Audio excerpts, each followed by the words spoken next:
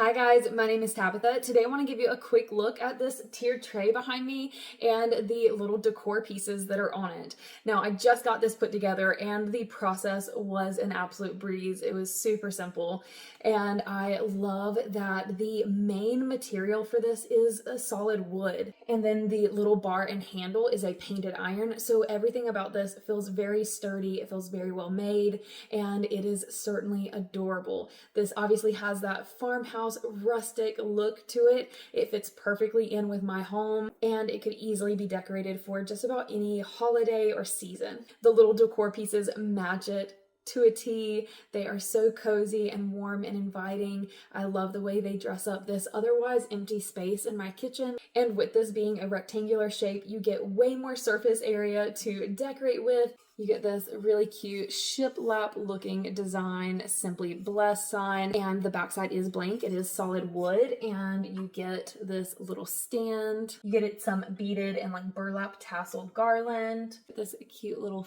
fake plant.